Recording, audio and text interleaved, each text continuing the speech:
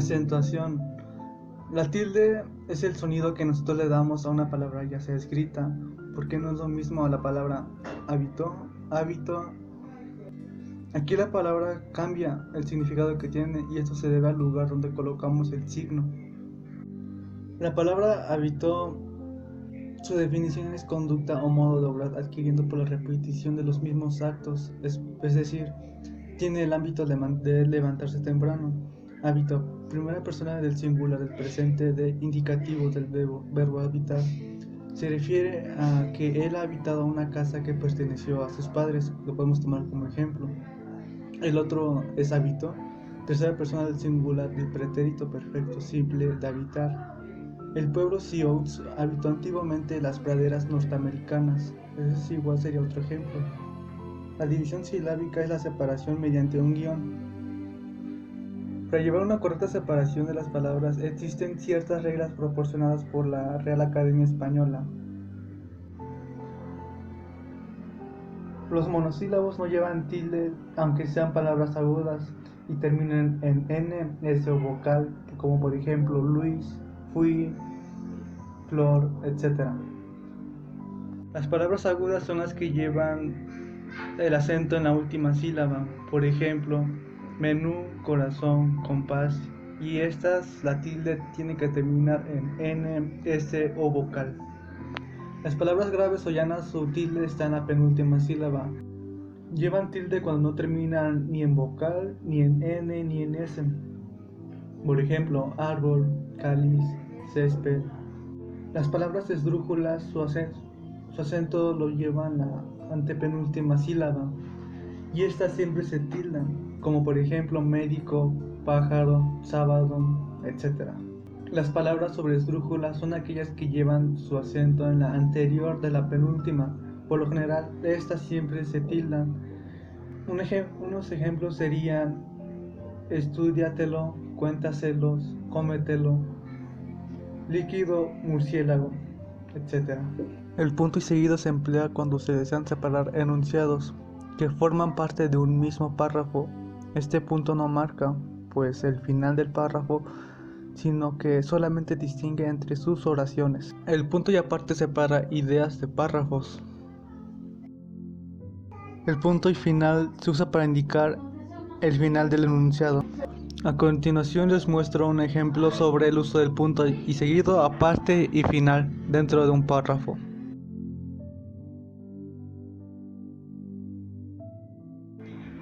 Se suele colocar punto y coma en vez de coma delante de conjunciones o locuciones conjuntivas como, pero, más, y, aunque, así como, sin embargo, por tanto, por consiguiente, en fin, etc. Cuando los periodos tienen cierta longitud y encabezan la proposición a la que afectan.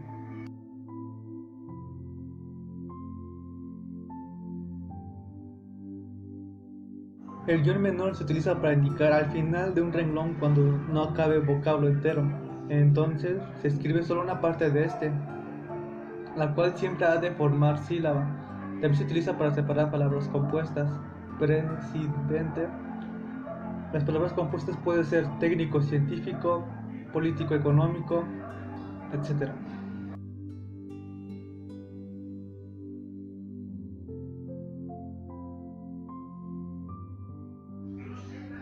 Los dos puntos señalan expresiones textuales, inician una enumeración, introducen una ejemplificación o una aclaración en el encabezamiento de una carta o una fórmula de cortesía, al desarrollar y explicar un enunciado.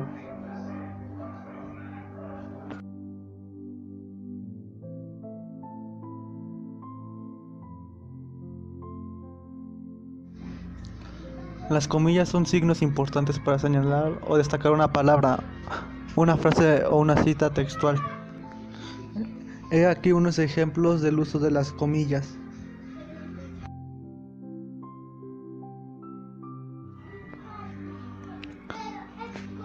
En los textos escritos, el asterisco se emplea para indicar la llamada a una nota de pie de página o para marcar alguna parte de texto. Las observaciones del lector sobre un texto suelen comenzar por asterisco, paréntesis. Los asteriscos lo podemos utilizar en llamadas de nota, formularios, construcción gramatical, evitar pronunciación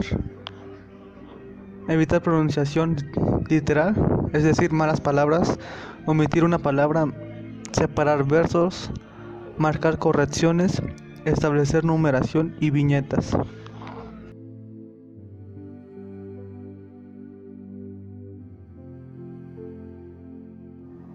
Para intercalar algún dato o precisión, no. Los paréntesis se utilizan para intercalar algún dato o precisión, ya sean fechas, lugares, significado de siglas, el autor u obras citadas. En algunos de estos casos también se puede utilizar rayas en algún lugar de paréntesis. El año de su nacimiento, entre paréntesis 1616, es el mismo en que murió Cervantes. Esto lo tomaríamos como un ejemplo.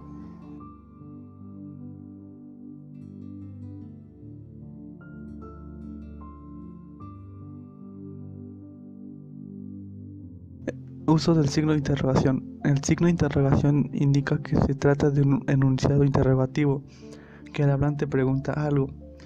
Los signos de interrogación son signos dobles, se escriben para indicar al principio y final de una pregunta. Ejemplos. ¿Qué piensan ustedes al respecto? ¿Cómo te enteraste de lo que pasó? ¿Has llamado a tus padres? ¿Cómo te llamas? ¿Dónde vives? ¿A qué te dedicas? ¿Cuál es tu deporte favorito? ¿Qué prefieres comer? Ese tipo de preguntas es donde utilizamos el signo de interrogación y eso lo podemos tomar como ejemplo.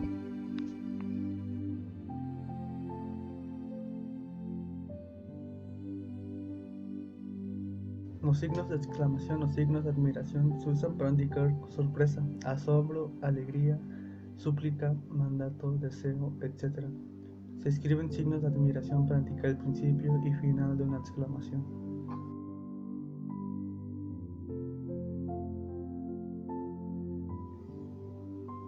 Se escriben en mayúscula el nombre de las personas, como por ejemplo Javier, Sonia, Raúl. Nombre de animales, como puede ser Balto, Misifi. Nombre de lugares, como puede ser la Torre Eiffel. Y el nombre de ciudades, como puede ser Roma, Ucrania, Rusia.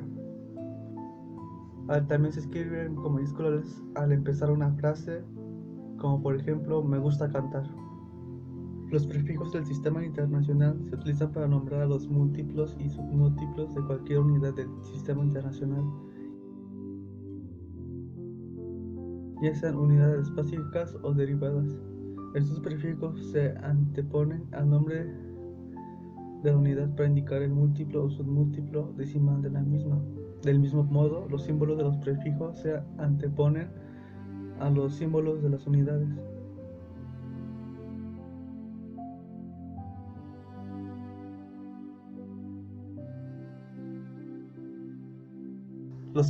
Los partitivos pueden utilizarse como adjetivos o como nombres o sustantivos, al igual que los múltiplos.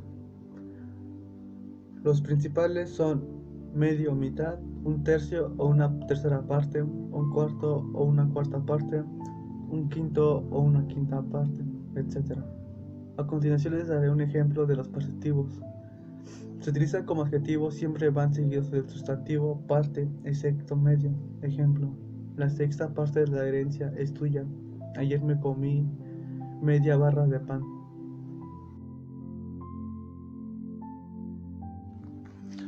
Las siglas que se forman solo con las iniciales de las palabras que constituyen su enunciado se denominan siglas propias. Se escriben con mayúscula y sin puntos. Por ejemplo, CIF, Código de Identificación Fiscal, FMI, Fondo Monetario Internacional, DUI, Documento Único de Identidad.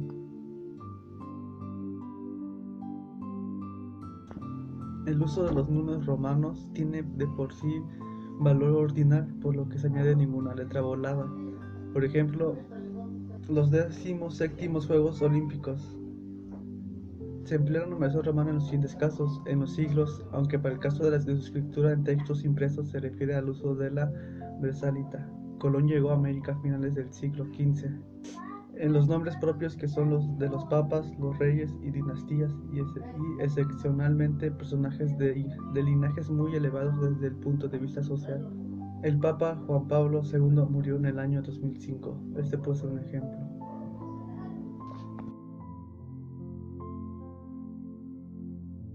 Los números cardinales o simplemente cardinales son números que expresan cuántos hay de algo, como 1, 2, 3, 4 y 5. Los números ordinales expresan la posición de algo en una lista, como primero, segundo, tercero, cuarto, quinto, etc.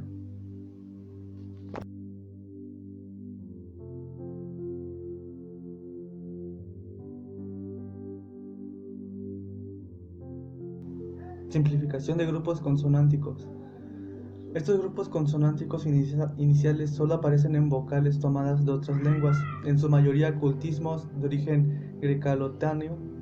Estos grupos consonánticos iniciales solo aparecen en voces tomadas de otras lenguas, en su mayoría cultismos de origen greco-latino. Eneoracio, sindario, genetacio, gnosticismo, mnemotecnia, pneuma, psicología, ptolemaico. Estos pueden ser algunos ejemplos de la simplificación de algunos grupos consonantes con GN, MN, CN, PN, PS y PT. Estos grupos consonánticos en posición inicial resultan de difícil articulación para los hispanohablantes. De ahí que se simplifican en la pronunciación eliminando la primera de las consonantes. Sindario se diría nidario. Genóstico se eliminaría la G y solamente quedaría gnóstico, y así sucesivamente. Se considera válido el uso de las variantes gráficas simplificadas, aunque los especialistas prefieren mayoría. Grupos consonánticos simplificados: CN, GN, MN, PN, PS. En las palabras que presentan estos grupos consonánticos se considera válida la decisión de usar las variantes simplificadas, aunque los especialistas y el uso oculto prefieren las formas no simplificadas. Psicólogo se eliminaría la P y quedaría psicólogo. Gnomo se eliminaría la G y quedaría nada más gnomo.